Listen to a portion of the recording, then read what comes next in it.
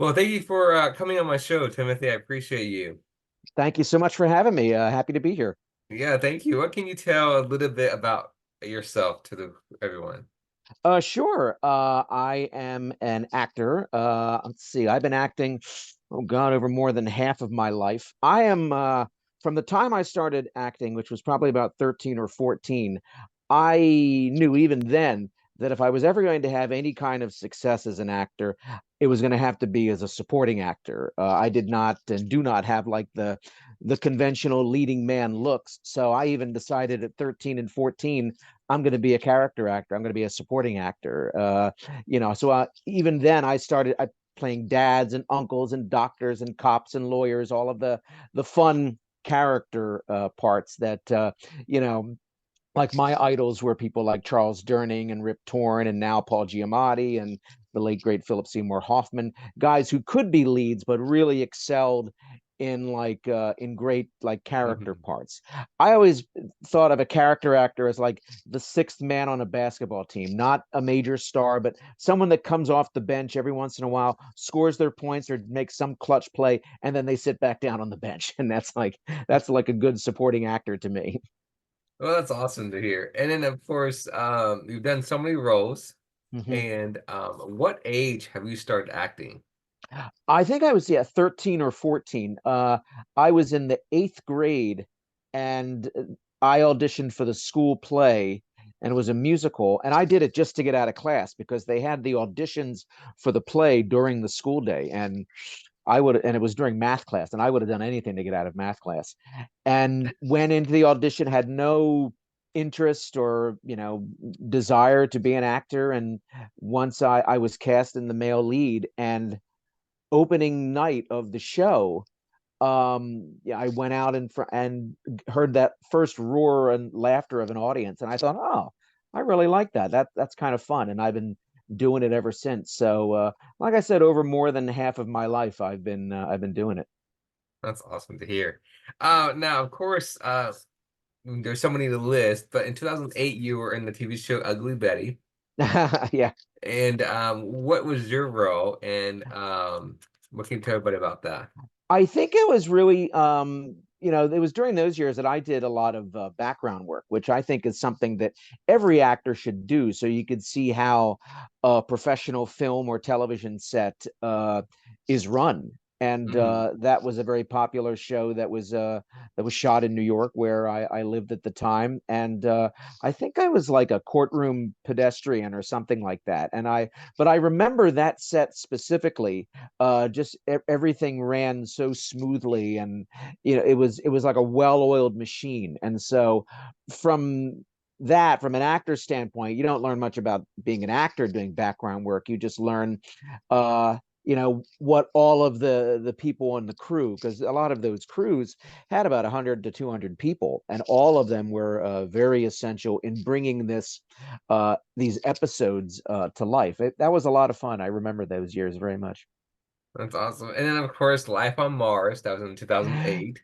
Yeah, that was a one that I don't think that show lasted very long, as I recall, but that was I think I was a dock worker, and they had the spirit gum these sideburns on the side of my head. And I remember they put these sideburns on me, and then I think I sat in holding for 14 hours. I don't think I went on set once, but I wanted to go on because I wanted to see Harvey Keitel, who was in the show, and Michael Imperioli. But I saw Harvey Keitel briefly walk by, and Hmm. I mean, just to even be in the same room with Right. him. I mean, that was the nice thing about doing background work in those years, is that you got to see actors that you Hmm. admire at work. Like I did background work on Kings and got to watch Ian McShane work, and just I remember it was a party scene, and he had to give this speech, like basically thanking everyone for coming to this party.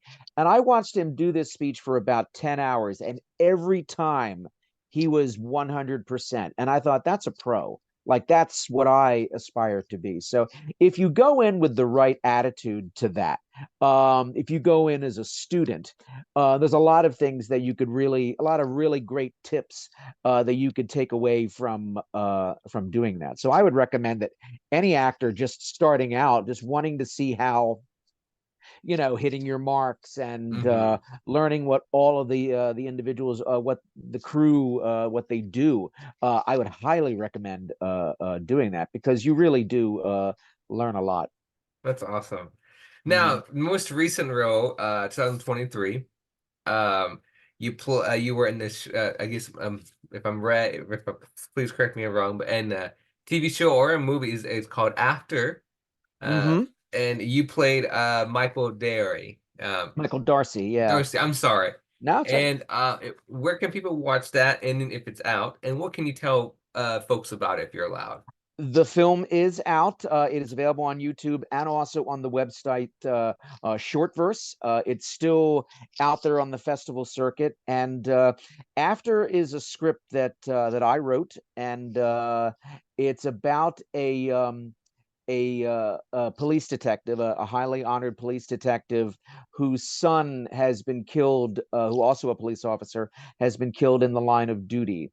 And the film takes place in the period after the funeral, when he and his daughter, played by a wonderful actress named Beth Metcalf, they come home after the funeral, and the father and the daughter have a very kind of distant relationship. The Hmm. father was very close to the son, and the father basically just wants to be alone to drown his sorrows in alcohol, and the daughter, of course, is looking after him. And he finds out, what the audience finds out throughout the course of the film is that he has information on the person that killed his son, Hmm. and it's kind of a battle of wills, within himself and of course with his daughter, if whether or not he's going to, um, let do things on the legal way, let evidence and let the police do their Hmm. job and arrest Hmm. him, or if he's going to go out and exact revenge. And so it's kind of a confessional in a way, this battle, this tug of war battle within himself, and the fact that he's downing alcohol doesn't help. But no, I wrote that, and then that was the first collaboration that I had with my good friend Tom Angeletti. We've done, I guess, two or three films since, and we have several more coming up. But no, that was a wonderful experience, and the film has received a very, very nice reaction, and I'm very, very proud of it. That's awesome. And where was the film set filmed at? We shot that in Dayton, Ohio, where I Okay. live. And yeah, we shot that in the home of my wife's 93-year-old grandmother, who, without even, she got herself two film credits without even, without us asking her. She dressed up the set and dressed up her home to make it look like a set of a modest kind of, police detective. And yeah, we were very lucky to have that. And yeah, we just I think a 12 or 13 page script. And yeah, we had Tom Angeletti as director, wonderful Jake Reynolds, his work on director of photography, Maya Ahmed, the best assistant director that I've ever worked with, and of course sound by Robert Morris and Alex Johnson. So we were really lucky. Small Hmm. crew, but everybody just came in and we just fired on all cylinders. And of course, again, Beth was so wonderful to work with as my daughter. That's awesome. Mhm. And of course, you were in Friends Forever. Yes, And yes. and then where was that film set? And then where can people watch it? I think now it's on. It actually just was released on the new streaming site Reveal. I believe it was released on there yesterday. And Hmm. for anyone in the Columbus, Ohio area, there's actually a screening of the film this evening, along with another film, The 78 Slasher, which is a continuation, a fan film continuation of the brilliant John Carpenter classic horror Halloween, the continued adventures of Michael Myers, directed by a wonderful director named Mark Murtha, who is also in Friends Forever. And but yeah, Friends Forever, it's on Reveal, and I believe it's also on its festival run. But if anyone goes to Reveal, set up a free account. You'll be able to see Friends Forever, as well as other films directed by Tom Angeletti. That's awesome. That's Mhm. amazing. So what can you tell everyone that what have you noticed the most challenging aspect of being in this industry? Wow. The most challenging aspect, I think, I mean, I've been, over 25, 30 years, is that I don't know if necessarily challenging. There are actors I know who think that there is a point that you hit where you think you know everything that you need to know about this industry. The reality is that you never stop learning. And it's one of the things I always say. Every time I go onto a film set or into a rehearsal room or into a play, I approach it like a student, and you be open and you be available, because there's always new things that you could learn. You learn from other directors, you learn from other actors, you learn from your stage managers, you certainly learn from the Hmm. crew. And so I think the challenge is that if you get too set in your ways and you think, I don't need to learn anything new. I know Right, everything there right. is to know. And the reality is that if you do that, I think that eventually does. I think that affects the work. I think if you go in with the mentality of a student that, like, hey, this is like, it's still new, it keeps that excitement. And Hmm. that, like, I learned from, and of course also with new technologies and new ways of doing things.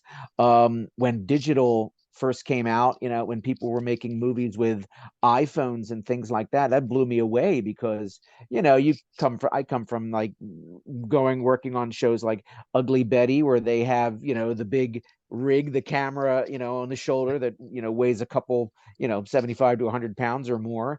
And so you have to, there's a constant evolution that is happening in this work. And I think you have to really, as an artist and as an actor, uh, you just you just got to go along with it, and embrace the changes too, because I can honestly say I'm 47. I would say that I am a different actor than I was now 10 years ago and 20 years ago. Hmm. And it's all been educational. I still feel like I'm in school, which is, the best lessons I've ever had is from Hmm. doing it, and just still remaining open and available to learn new things.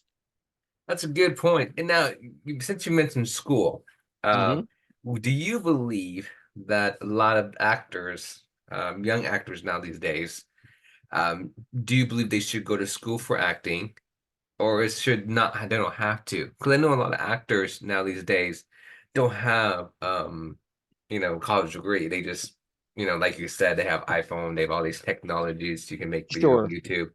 So in your perspective, do you believe do they have to go to school for acting?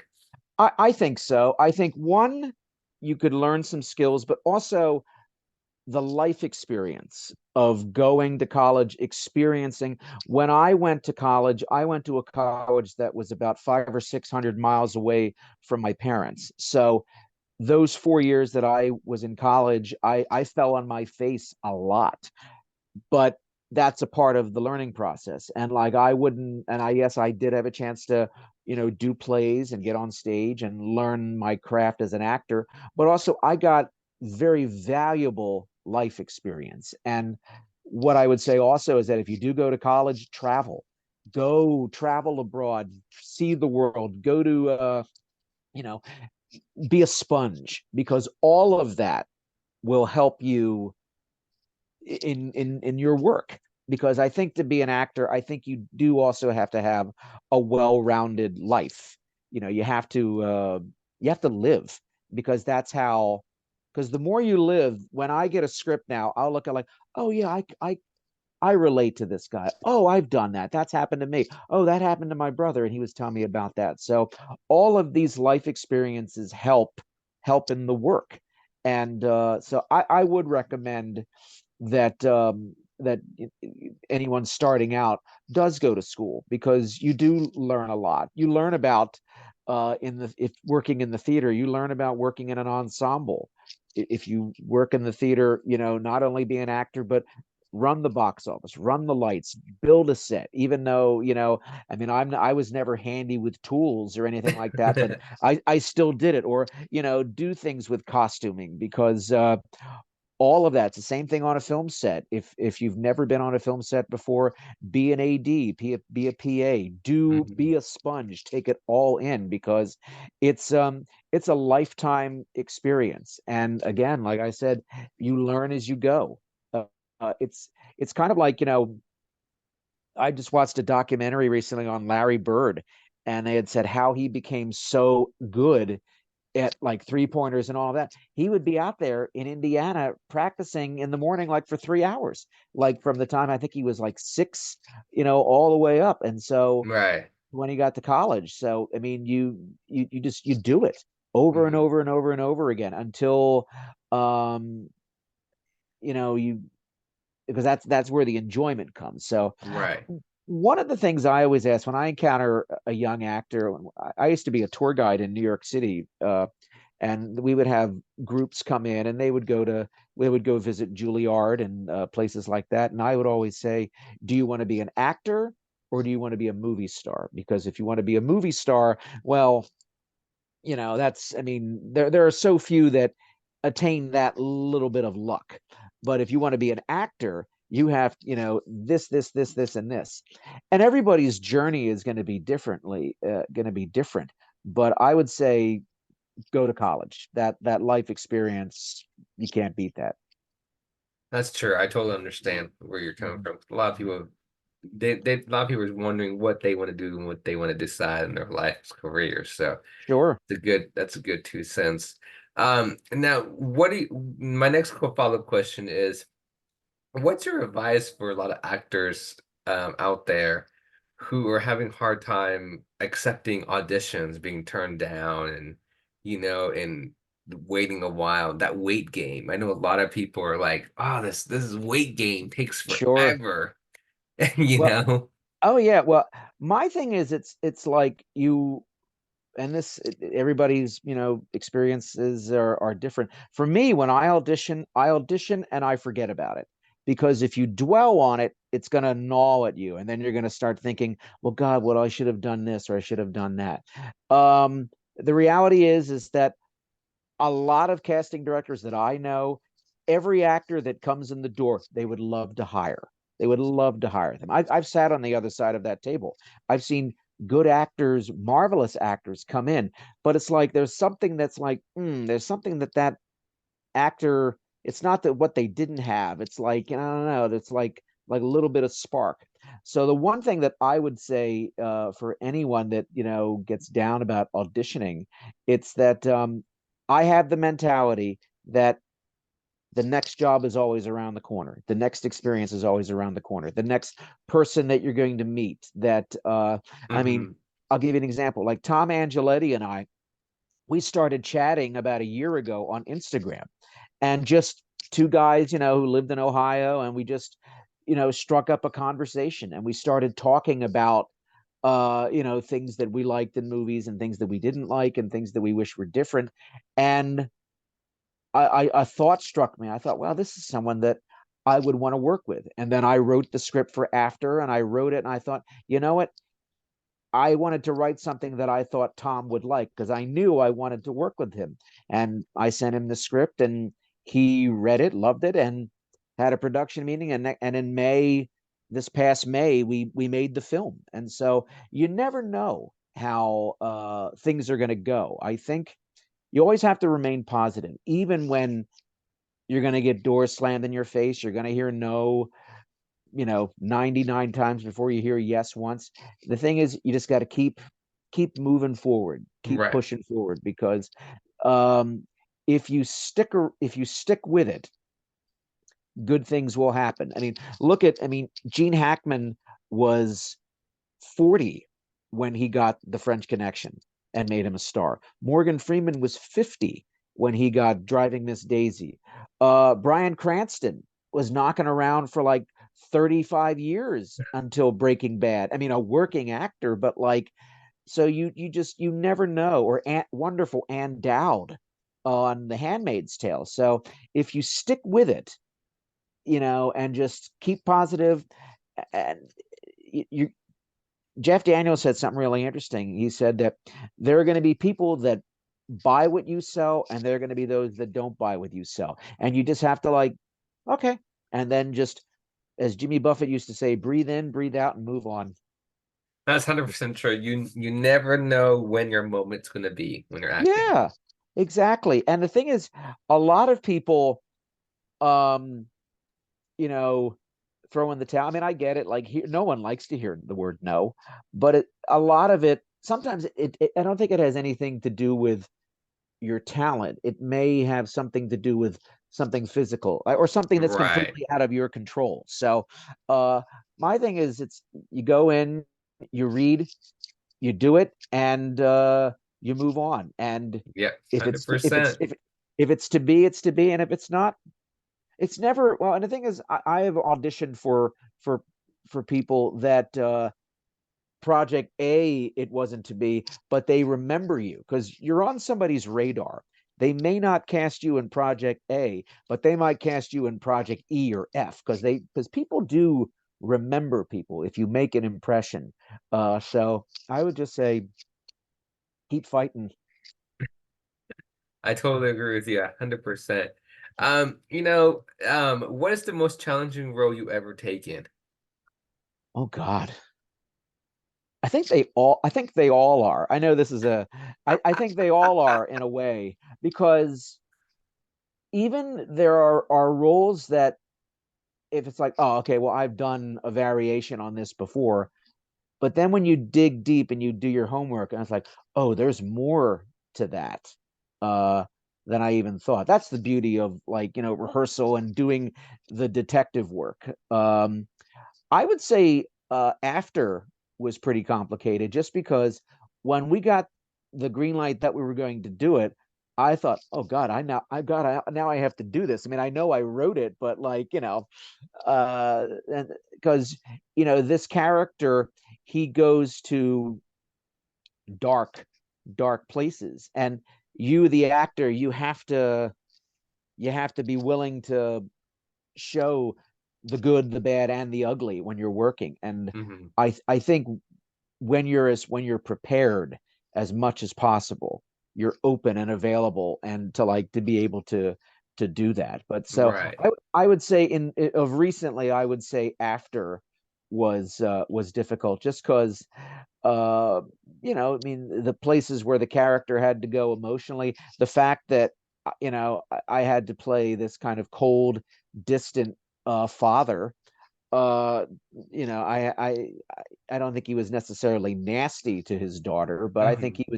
he was one of those guys that didn't know what to do with the daughter. He has deeper in the story, the mother, he's a widower. The mother had passed away several years before, and when Beth and I, we were talking and we were rehearsing, we always just said that the father, he never really knew what to do with a daughter. And some fathers, I've known some fathers that have not known what to do with, they could be with a son because there's that Right. connection, but some, they just can't connect to a daughter. And I think that's what Michael was like. And but now, After, I would say, of recent parts, was probably but again, they're all complicated, because, and I think if it's easy, I think you got to go and dig a little deeper, because characters, like people, are complicated.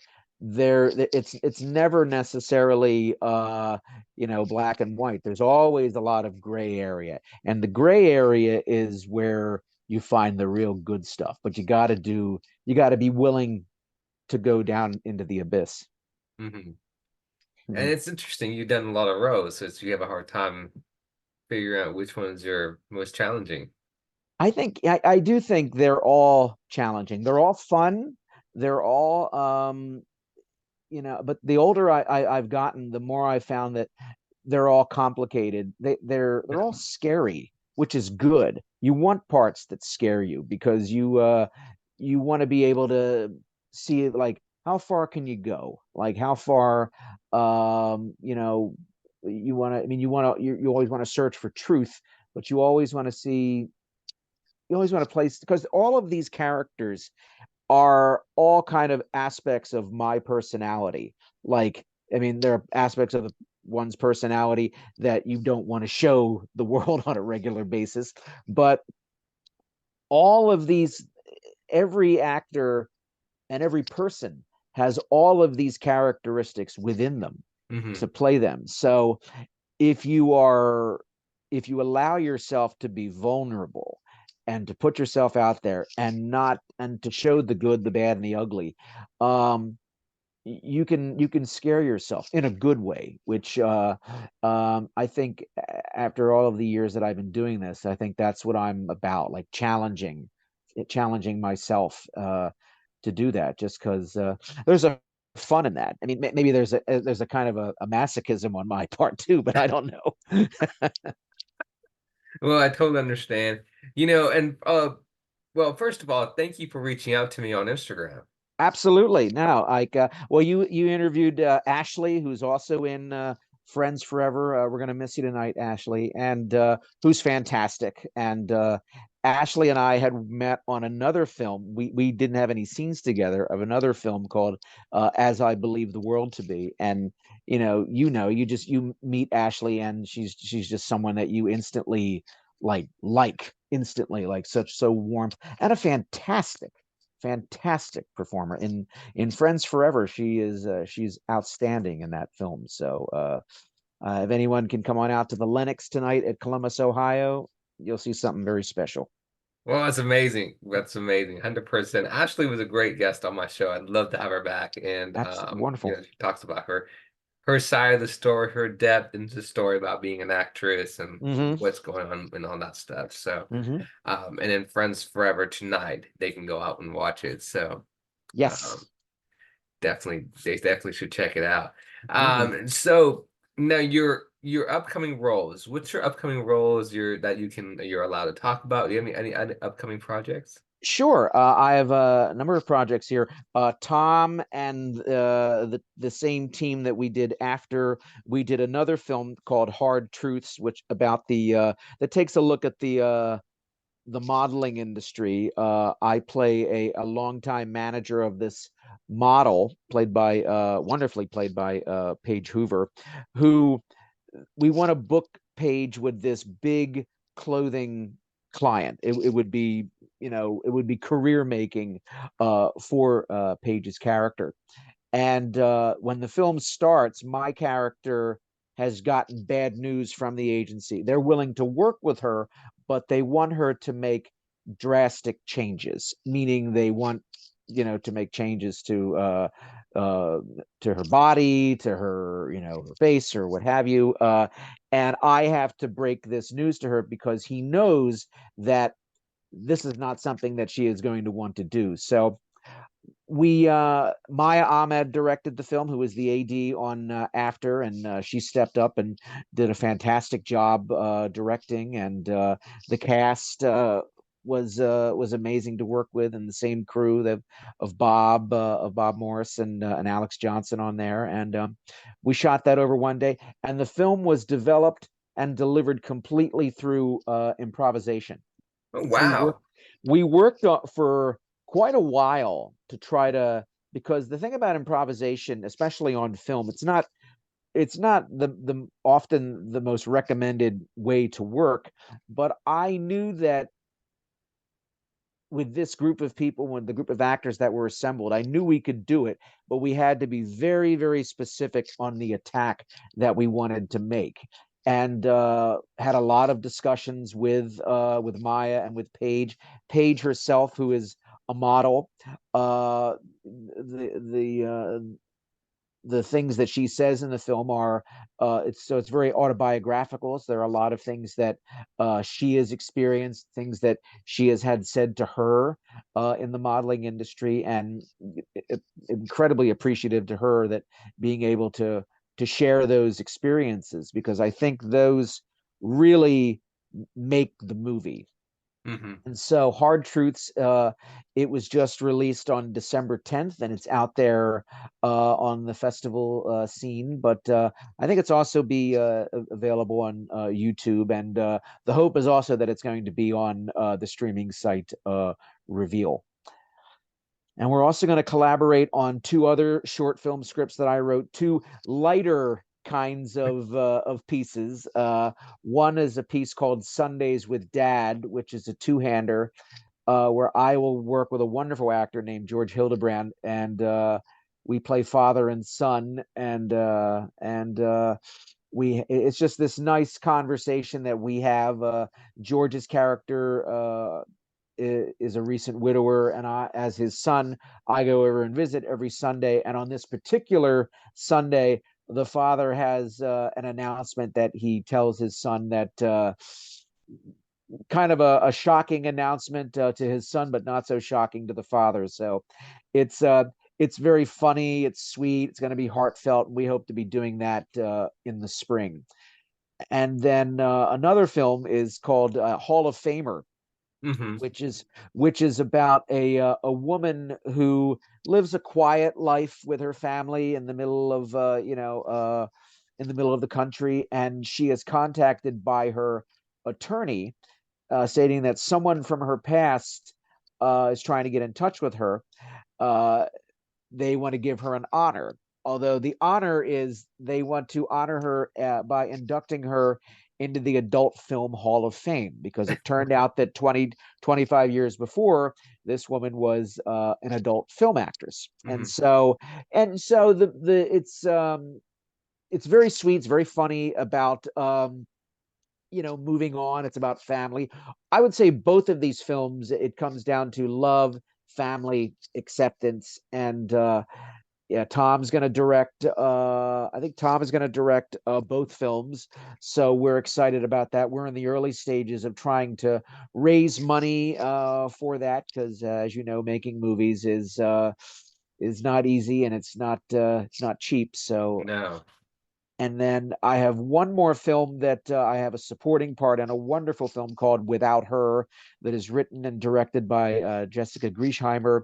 It's about a woman, actually played by Beth Metcalf, a woman who is in a emotionally and I think physically abusive relationship, and the story is told from the perspective of the dog, of the family dog, and the trauma that the dog witnesses of the dog's owner being subjected to this abuse. And I play a police officer in the film, and it's a wonderful script. It's a very moving, and it's a wonderful group of people that I'm really looking forward to working with. Wow. Can't wait for have you back to talk all about that and Oh yeah, yeah, films. no, happy anytime. And so, thank you. And everybody wants to know, what do you do that when you're not acting, when you're not on screen, what do you do for fun on your side? Like, what do people see you doing? Like, they see you out in public.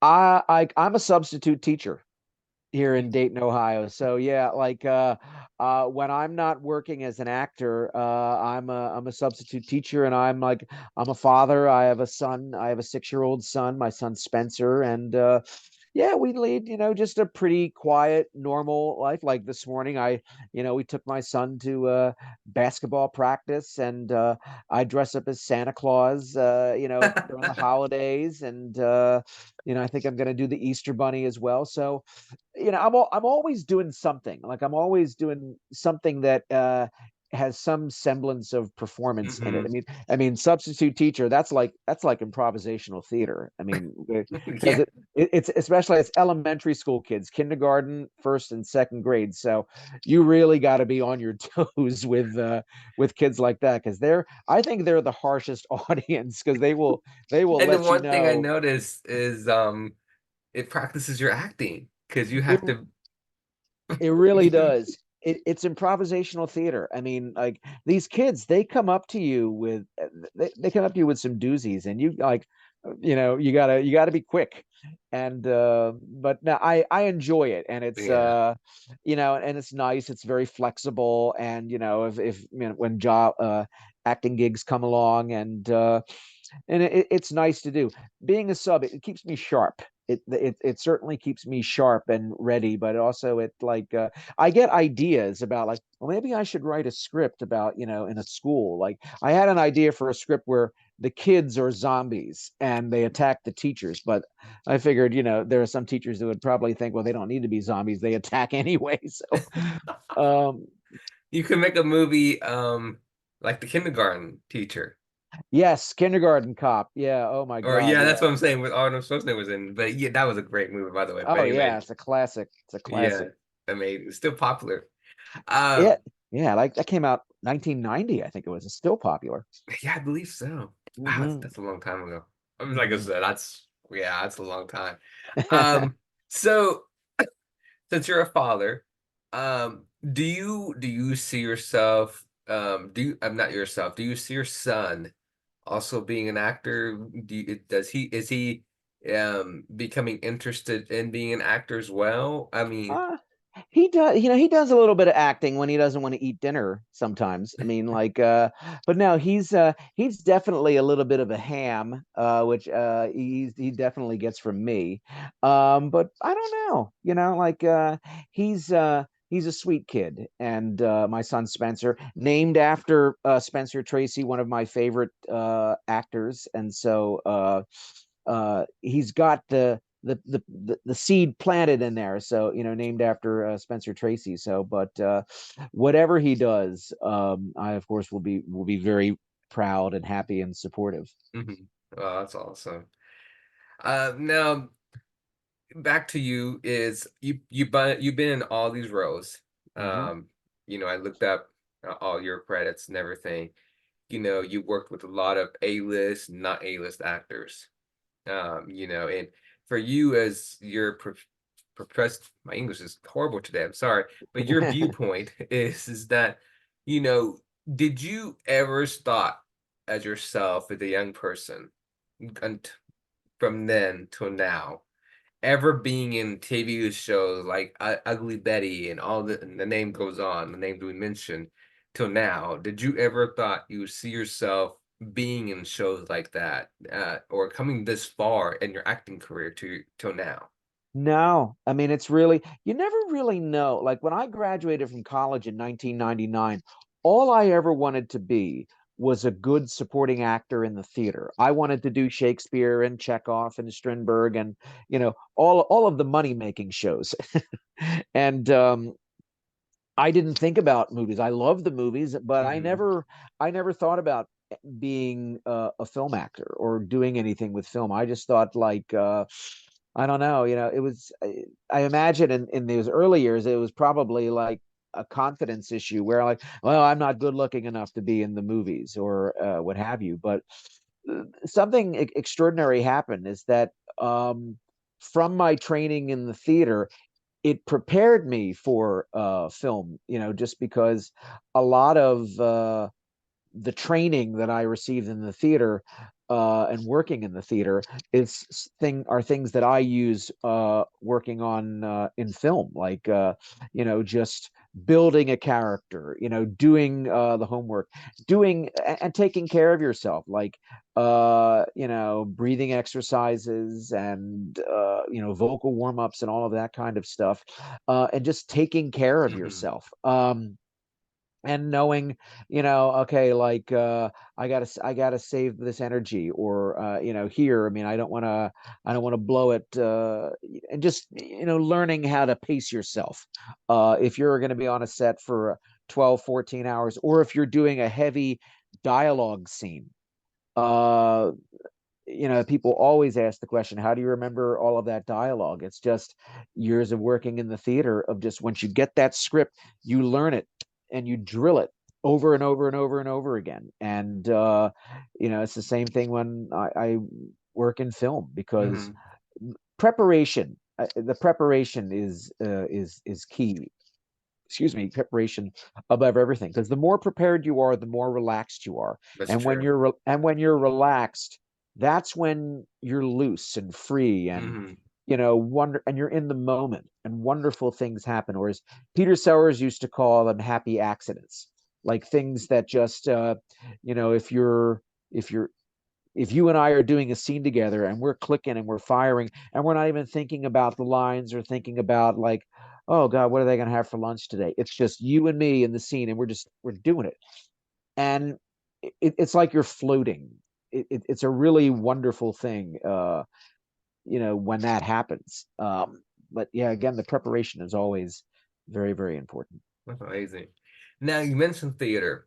Mhm. Um, do you like theater or do you like more on-screen, camera, ready, set, action?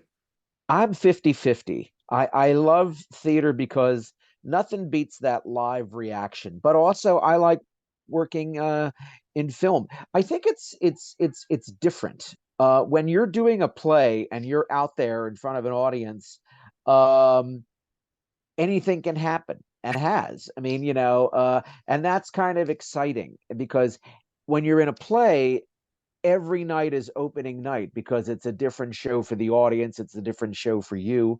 um Whereas in film, there's a technical aspect from it. It's like, you want to try to remain consistent because for editing and making sure that, things match together, you if for continuity and things like that. So there's a lot of technical things that you have to be aware of. And all of that, came from like working in the theater as well. I would Hmm. always say that I was always consistent. Like if there was something that like I would always consistently try to hit that. If that's the intention of the scene and of the character, you try to hit that. You add little bits of color here and there, but you don't do anything so dramatically different that it's Right, not within the writer or the director's right. intentions. Now, I know, like I was trying to say earlier, I know you said you were going to school for acting, you Hmm. and all that stuff, but and you said you weren't sure if you were going to be in on screen. Did you wanted to do more theater, or did you ever saw yourself being on screen before then? When I was in college, Yes. I thought of myself that I was going to be a stage actor. I didn't even think of terms of like Broadway or anything like that. I thought that I was going to be an actor, like a road actor, that I was just going to, work like repertory theater Hmm. companies. Of course, I mean, they're not as many of those around as much anymore, like summer stock theater companies, like there were in the 1950s and 40s, 50s, and 60s. But no, I really thought that I was just going to be I wanted to just be a good supporting actor, like in the theater, like, to get to a point where, oh, I've played all of the fun Shakespeare parts, or to do like, Right. to play Willie Loman in Death of a Salesman in my 60s, or do Iceman Cometh. I mean, and the thing is, the beautiful thing is that I still have that desire to do all of that. Hmm. I think now, doing a play, obviously it takes a little bit more, it's more time consuming as far as the time commitment. But if you're in a good play, it really is worth it, because it's wonderful training for an actor to be able to go back to the theater and and to just do it in front of an audience. Hmm. And the amazing thing is like I said, every night, every show is it's different, because audiences react to different things, especially if it's a comedy. But even if it isn't, things hit audiences in different ways.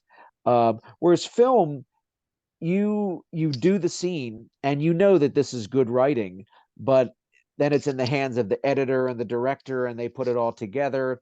And something that you thought was good may not even make it to the film, or something that you thought was bad that they slip in there for, like, I remember I did a movie once where there was a reaction that the camera was the we had finished the scene, and there was a reaction that I had that was not scripted, like just the director said cut and the camera was still rolling, and I did a reaction like this, and they kept that reaction and they put it in the movie because it worked. So you never know Right. how, with film, how things are going to end up and where it's going to end up, if it's going to be that way. You just Right. And so theater, when you're in a play, you have a little bit more control when you're out there.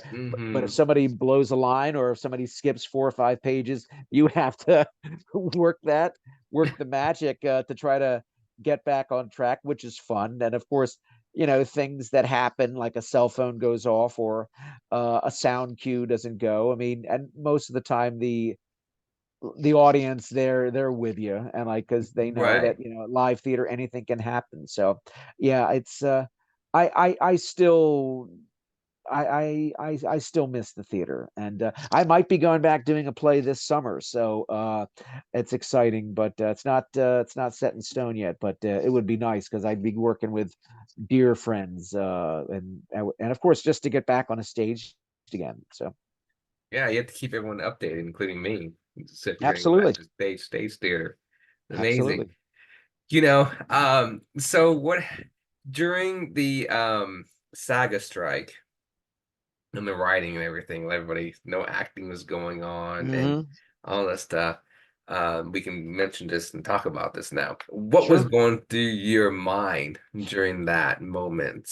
You know, Well, I think the big thing was the fact that Bryan Cranston said it best. He said the fact that they have to put into contracts now that actors must be human beings. I mean, AI has its place in a lot of, and the technology is out there. But if I'm going to go to a movie and I see an AI performance up there, I can't connect to that because an AI performance does not have blood pumping in their veins. It doesn't have, it's not a living, breathing person. So it's not a person. I can't connect to that. And then of course, writers, you have to pay the writers. I mean, without the writers, we don't have we don't have movies and TV shows. We don't right. have.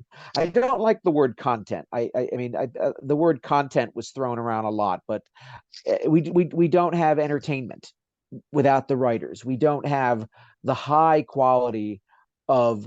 I mean, we're in a new golden age of television right now, where shows like Ted Lasso and Shrinking and many others. It's just the incredible quality of the Hmm. writing. Um, you have to pay the writers, because again, without the writers, you don't have. I mean, you could have all of the special effects and all of the magic of all of that, but if you don't have something solid down on the page, you don't have a movie, you don't have a play, you don't have a TV show, you don't have anything, because the writers give them whatever they want. That's 100% true. I thought I brought that question out. It's what your viewpoint on that and everything, Sure. and it's kind of crazy going on. Everybody didn't know what to do, but we had to say something because AI is not, you and I, we are humans. We have blood. We can shed tears. We can show our emotions. We can't Mhm. connect with the character on the film or on TV show. And I Yeah. think that's a lot of people don't realize that until Well, it affects them. and it's kind of a thing where, I mean, making movies and TV shows and producing a And play, all of now, that pardon is me, now you expensive. have, I'm sorry, pardon me. Now you have robots going out there and Yeah. and that's another thing, but I'm pretty sure that's not going to affect the film industry. Knock on wood. I could be wrong. But anyway, Yeah. um, you There's all sorts of things that, I mean, this is an example of back the point of, like, actors need to evolving constantly because things like the industry are always changing, things like this. But yeah, no, AI, it doesn't have its place in, certainly. I mean, you can't replace like a Meryl Streep with an AI version of Meryl Streep. It has to be the real living, breathing Hmm. actor, the performer, because that's what an audience connects to. Because an Right. audience watching a performance, and it was actually, there were a lot of actors like that went out. I mean, Brian Cox was always who I listened to, because Brian Cox, he did not hide. He was blunt. I mean, a lot of people were very blunt about why we're even having this discussion about AI, the thought of AI Hmm. replacing actors. I mean, it's just it's a ludicrous thought. I mean, can you imagine if we go to live theater and, and see a Shakespeare production, and the actor coming out playing Hamlet, or it's not even an actor, it's like a or, a screen, and someone's AI of doing To Be or Not to Be, and it's just, No, not good. I totally agree, 100%. Mhm. You know, I'm in the same view with you. And Mr. Timothy, I am so happy that you have reached out to me to be on my show. It's been an honor. Oh, thank Um, you. you're always welcome back on my show. A lot of audience will get to know you a little more about your roles, about your story, about your background, about you, and all this stuff. And um, my next question, my last question is your wife also an actor? Is that well? She used to be. Before we met, she was an actor, here in Ohio, and she was a singer, very good singer, and did a lot of local theater around here. And when she moved to New York, she was an editor, ABC News, and then she was a nanny. But my wife Jamie still has. I think if she went into a rehearsal room tomorrow, she'd be able to, like, pick it right back up, because she So the just has follow-up that question is, pardon me, personality. I'm sorry. The follow-up question is, are you gonna make a film with her in the film? Are you gonna make a film to have her?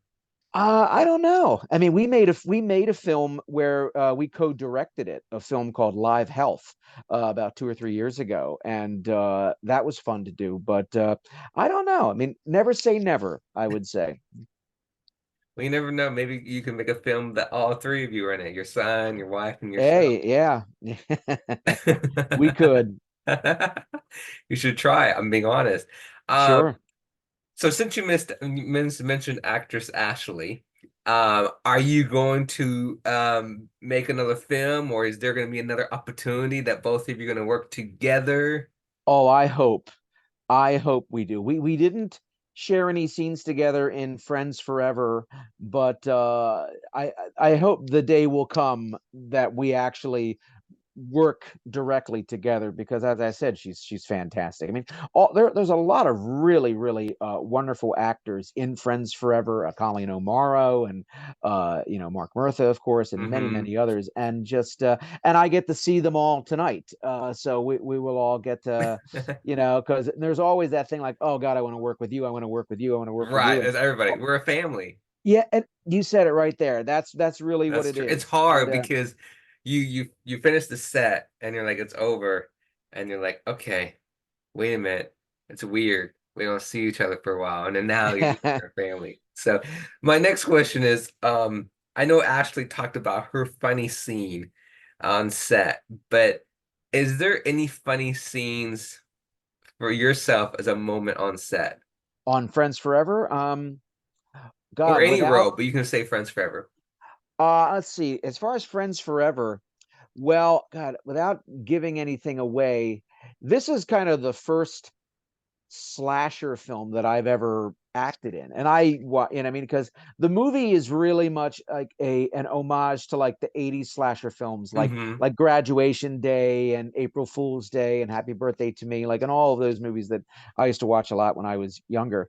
And no, I remember just sitting there. We were talking about, like, the mechanics of how to, like, just like real offhand, like, okay, well, if I was going to slit somebody's throat, I'd do it like this. Why would I do it like that? And just the conversations, when you're trying to like, I just found them amusing. Like, like, well, if I was going to stab somebody, I'd stab them like this. Well, no, I'd stab them like, and people just casually like talking about that. And it's like, well, if it looks good on camera, but if you stab this way, they won't be able to see over here. But if you stab this way, so things like technical kind of stuff like that I would just kind of stop and like, I can't believe we're making a movie, like doing this.